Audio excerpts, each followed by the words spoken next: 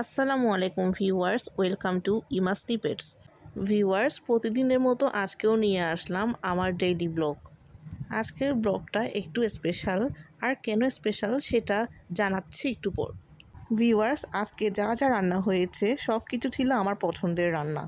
আজকে করেছি আলু ভর্তা, ডাল, আর বিকেলের নাস্তার জন্য ছিল ফালুদা। এছাড়াও অনেক দিন পর আজকে ড্রয়িং করতে বসলাম। আসলে এটা আমার সবচাইতে ফেভারিট একটা পাস টাইম। যখনই একটু সময় পাই তখনই আমি ড্রয়িং করতে বসে যাই। আজকে সকালে আব্বু খেজুরের রস কিনেছিল, আর এটা হচ্ছে একদম অরিজিনাল খেজুরের রস। আমার আব্বু আম্মু যেহেতু গ্রামে বড় হয়েছে, তাই ওনারা খুব ভালোভাবে অরিজিনাল নাকি নকল খেজুরের রস সেটা ধরতে পারেন। তো এই খেজুরের রসটাকে যখন আমি গরম দিয়েছি তখন এরকম ফেনা ফেনা হয়ে গিয়েছে। এই ফেনাটা ফেলে দিতে হবে, কারণ এই ফেনায় অনেক ধরনের জীবাণু থাকে। একটা লম্বা সময় ধরে গরম করার পর এটা এই ধরনের কালার হয়েছে, এবং 3 লিটার খেজুরের রসটা একদম 1.5 লিটার হয়ে গিয়েছে। এদিকে লাঞ্চের জন্য আমি আলু ভর্তা করার স্টার্ট করে দিয়েছি। একদিকে আলু ভর্তা করছি আর অন্যদিকে বসিয়ে দিয়েছি ভাত। এদিকে আলু ভর্তা করতে করতে ভাত হয়ে গেল, তাই ভাত নামিয়ে ভাতের চুলায় বসিয়ে দিয়েছি ডাল। আর ডালের জন্য এখানে আমি নিয়েছি পেঁয়াজের কলি, রসুন, জিরা গুঁড়া, আদা রসুন বাটা।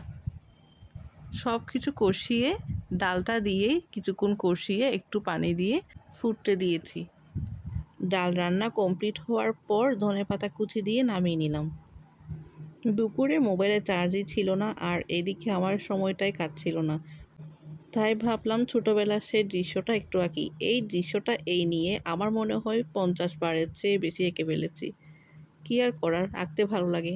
আর এদিকে বিকেলে ফালুদা রান্নার প্রসেস শুরু করে দিয়েছি। আমি ফালুদা পছন্দ করি যদি এটা পাউডার দুধ দিয়ে রান্না করা হয়। গরুর দুধে ফালুদা একটু মজা কম লাগে। দুধটা গরম হয়ে এলে ফালুদার পাউডারটা ঢেলে দিয়েছি। আজকে ম্যাঙ্গো ফ্লেভারটা ইউজ করেছি। আমার কাছে ম্যাঙ্গো ফ্লেভারটা সবচাইতে বেশি ভালো লাগে। যখন ফালুদাটা প্রায় রান্না হয়ে আসছে তখন আমি ওই পাশের চুলায় বসিয়ে দিয়েছি জেলি। আজকে আমি পিঙ্ক কালার এবং গ্রিন কালার এই দুটা জেলি করেছি। এর মধ্যে আমার গ্রিন কালার জেলিটা খুব বেশি ভালো লাগে। ফালুদার আইটেমগুলো সব রেডি হয়ে যাওয়ার পর একটু ঠান্ডা হওয়ার জন্য আমি টেবিলে এনে রেখেছি। ঠান্ডা হয়ে যাওয়ার পর এগুলোকে ফ্রিজে রেখে দিব।